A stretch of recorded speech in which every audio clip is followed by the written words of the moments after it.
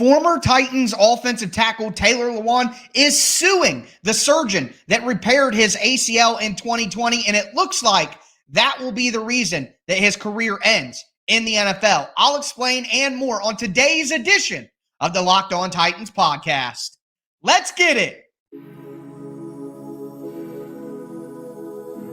You are Locked On Titans, your daily Tennessee Titans podcast, part of the Locked On Podcast Network, your team every day.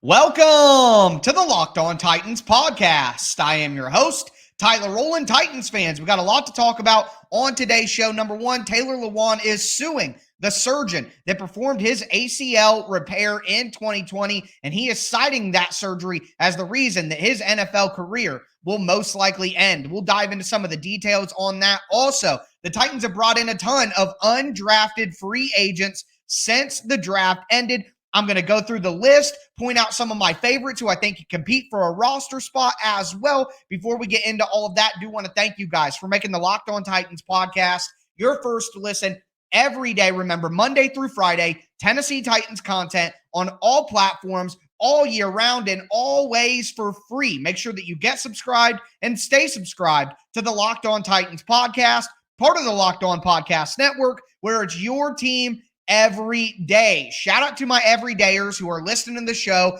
every single day throughout the week. Can't tell you guys how much I appreciate your support. And if you're new, make sure that you become an everydayer. Everydayers, let me know down below who you are. But once again, I am your host, Taylor Lewan, nearly 25 years as a Tennessee Titans fanatic, certified film junkie, and a staff writer for Sports Illustrated over at alltitans.com. But we got news from Taylor Lewan himself earlier this week that he was filing a suit against the surgeon that performed his ACL repair in 2020. And that surgeon, if you guys have been paying attention to football for quite a while, this is a name that you'll probably recognize, and it's Dr. James Andrews. Performed the surgery on Taylor Lewan on October 27th, 2020. Well, in the details of the lawsuit, this is what it says from Taylor Lewan's perspective. It says that Dr. James Andrews and his business improperly performed, and this is quote, improperly performed the ACL repair, causing permanent damage to Taylor Lewan's right knee and surrounding structures, tendons, damage to cartilage and ligaments. So that's pretty bad. You know what I mean? Taylor Lewan is saying not only did he mess up my ACL, but he also messed up the tendons and the cartilage and the ligaments and all the things that surround the knee as well. And the lawsuit goes on to say this, quote, as a result of the defendant's negligent acts, which is the doctor, the surgeon, and omissions, Taylor Lewan's career was cut short. Okay, so a couple of things. Number one, I feel bad for Taylor Lewan here. You know, you get a short time in the NFL to be able to make money. I mean, that's part of the NFL process. Yeah, you only get to work for a short amount of time compared to other professions, like podcasting, for example, but you're going to make a lot of money in that time frame. Now, Taylor Lewan has made over $85 million, I think off the top of my head, in his NFL career. I mean, not to mention advertising and sponsorships and all the other things that he's been able to do. So it's not like Taylor Lewan is hurting for money. But at the end of the day, if somebody was supposed to perform surgery on you and they botched the surgery so bad that it messed up your knee worse going forward, I would be pissed. I don't care if I was the richest man on earth. I would also go after that person in court. So I don't blame Taylor Lewan for doing this, but at the end of the day, he's made enough money in his career where I also am not like worried about his well-being going forward. I mean, the guy's got a great career ahead of him in media. He's so good at podcasting. And I thought when he was on the sideline with Pat McAfee and those guys during the college football playoffs. He did an excellent job. So I think Taylor Lewan's going to make money in football for a long time. But I don't blame him still for taking this action if he feels like this is what happened to him. So that is the latest update with Taylor Lewan. And the ultimate takeaway that I have here from all of this is Taylor Lewan's done.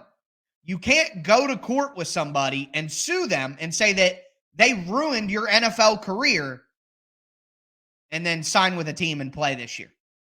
It's not going to go over well in court, and that would be immediate evidence that your lawsuit is fraudulent.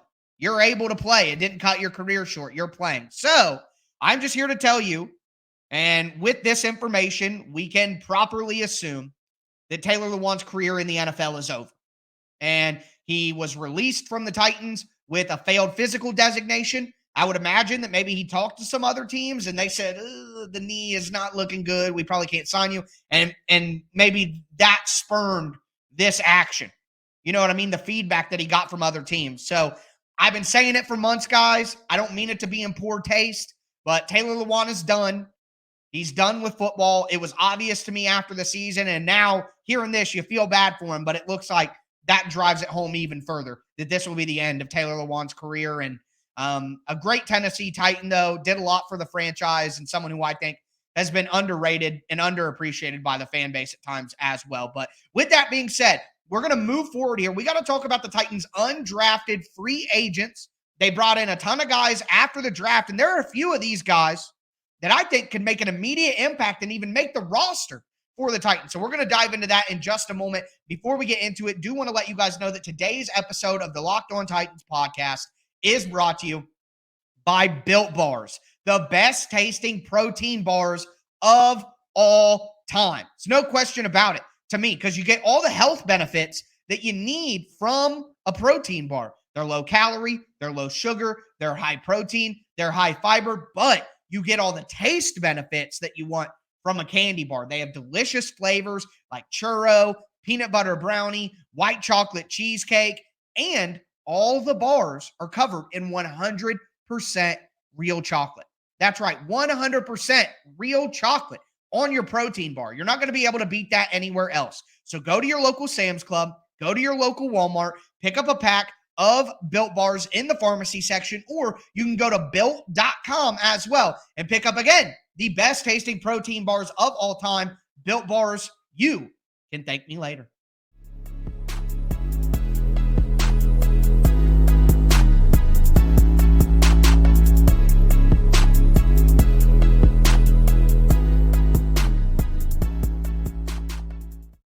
Titans fans, we are going to continue today's edition of the Locked On Titans podcast. We just talked about Taylor Lewan's lawsuit in regards to his ACL and what it might mean moving forward for him. Now I want to dive into the undrafted free agent list that the Titans brought in, the guys they signed immediately after the draft was over. I think there are some potential gems in this list. And with the current state of the Titans roster, it is not out of the question that an undrafted free agent would find a way to make it on, especially on the offensive side of the ball. So that's something that we're going to have to consider as we move forward throughout the summer. But before we get into that list, do want to thank you guys again for making the Locked On Titans podcast your first listen every day, and your guys' support.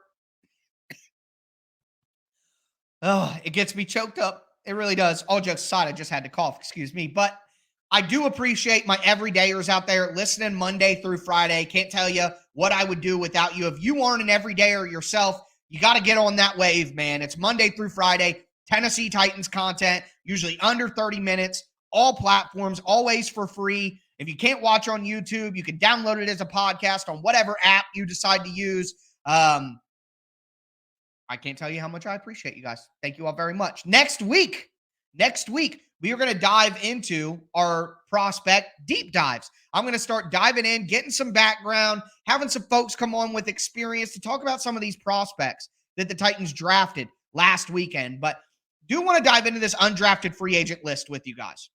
And what I'm going to do is I'm going to go through the list entirely, and then I'm going to go back and point out some of the guys who I think could make a big impact here.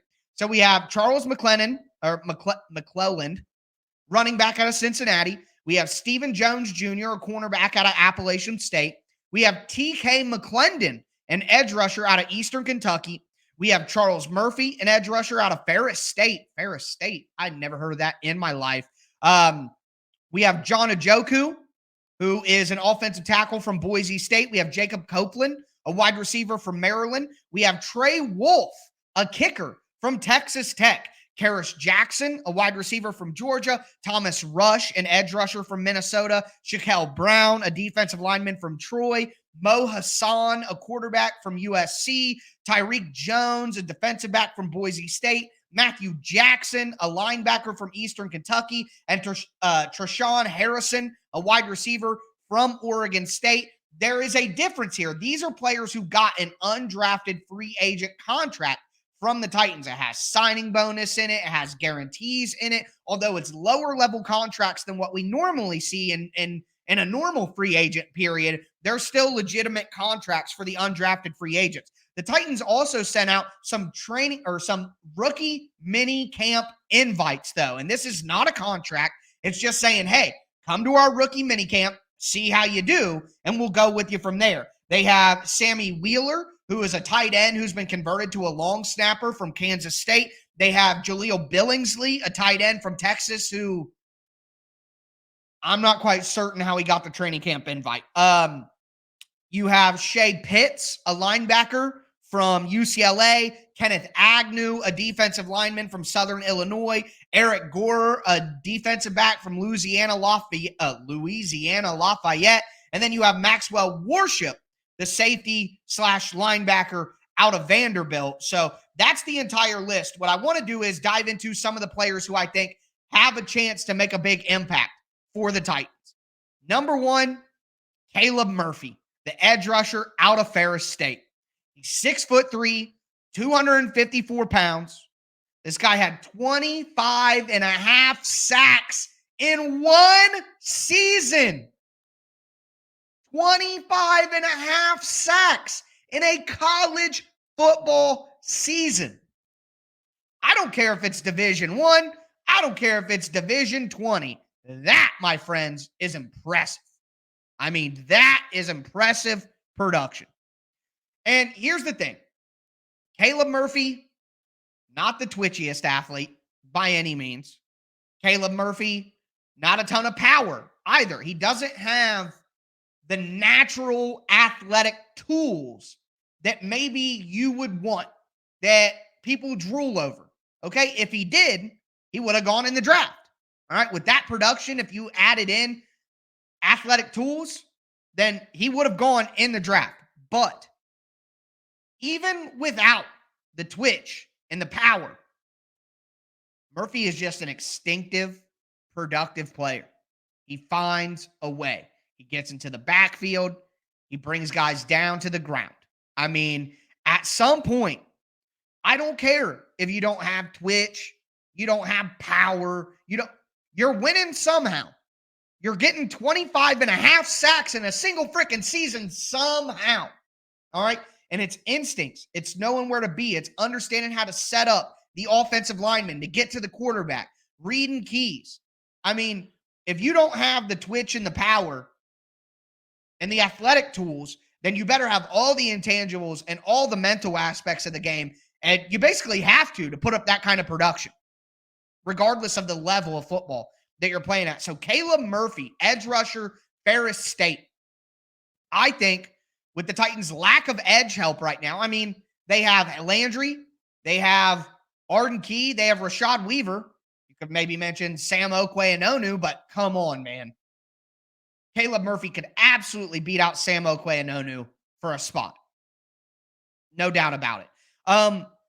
Another guy that I want to mention here is Trey Wolf, the kicker out of Texas Tech. Look, it's no secret that the Titans' kicking situation is not great. I mean, right now they have, Caleb Shudak, and that's it. I have even flirted with the possibility that the Titans bring back Randy Bullock because of how dangerous the kicker situation is right now. Looking at Trey Wolf's stats at Texas Tech, and he's 6'4", 210, so a big guy, probably got a lot in that leg. He was, in his last year in college, 98% accurate on extra points, 84% accurate on field goals. He made 5 out of 9 from 40 to 49 and 2 out of 2 from 50. Pretty impressive right there. 6 for 6 under 40, 8 for 8 under 30. I mean, he only missed 4 kicks from 40 to 49, and everything else he freaking drilled it, including a 51-yard long. So I think Trey Wolff has a great chance to come in and be the Titans kicker. I really do. But with that in mind, we're going to move forward here. There are a couple other undrafted free agents at other positions, especially on offense, that I want to talk about. So we're going to dive into that in just a moment.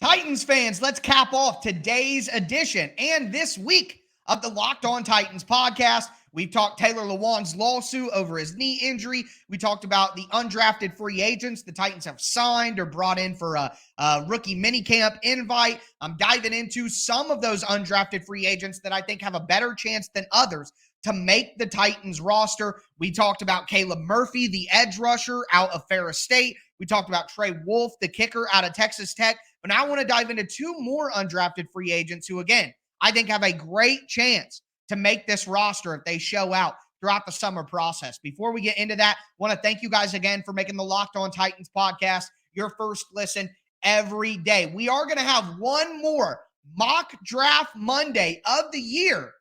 On the first show of next week, we're going to look at some 2024 mock drafts, see who they're picking for the Titans, but more importantly, see where they have the Titans picking pick-wise. I think that's just as interesting as the player that they forecast to the Titans. So we're going to get into all of that to start next week. We're going to get into prospect deep dives next week as well. But to finish out today's show, an offensive tackle out of Boise State, John Ojukwu. Okay, they call him OJ. Ojukwu is 6'5", 309 pounds. He has great strength. He has good athleticism as well. But let's do this. We just talked about Caleb Murphy, and I said he doesn't have great power. He doesn't have great twitch or athleticism, but he was still able to be very productive. So if I flip that around and I say that John Ojukwu, or Ojukwu, I think that's right. Any Boise State people out there, let me know. If I flip that around and I tell you that Ojukwu has great strength and great athleticism, what do you think he's missing? That's right, folks, polish. He is missing polish and technique and fundamentals and the mental side of playing football. He's a guy who needs to be developed. He needs to have better balance. He needs to have better body control. He's kind of like a guy who's bigger than he realizes that he is. His body can't understand how big and strong and athletic that he is. And he has trouble with getting his body in the right positions and staying upright and things like that. So it's technique, it's fundamentals. If the Titans can teach, to me, John Ojukwu had a 6th or 7th round grade, and the Titans got him as a priority undrafted free agent. To me, I have more faith in Ojukwu than I do Jalen Duncan, because I trust that Ojukwu has the tools, but will also work hard to make it happen. So Duncan is a better prospect in terms of what you're looking for, but I mean, I'd be willing to put money on Ojukwu before I put money on Jalen Duncan. Now, either of them making an impact on the Titans this year, when we're talking about the odds of that happening, obviously they're very low. But if I had the option of picking a guy and being like, hey, I think this guy could maybe get on the roster, I'll go with Ojukwu before I go with Duncan. So I'm just throwing that out there. The last guy that I want to talk about here out of the undrafted free agent group is Jacob Copeland, the wide receiver out of Maryland, 5'11", 201 pounds. Copeland is a guy like Ojukwu. Great speed. good athleticism, explosive, twitchy athlete. But Copeland is unpolished. His route craft, the details of the position, his focus at times. What are they doing in Maryland? These guys are insane athletes that don't focus or know what they're doing. So I like Jacob Copeland, especially when you consider what the Titans are needing and that speed and explosion. I think he's a guy who might have the ability to come in and get on the roster.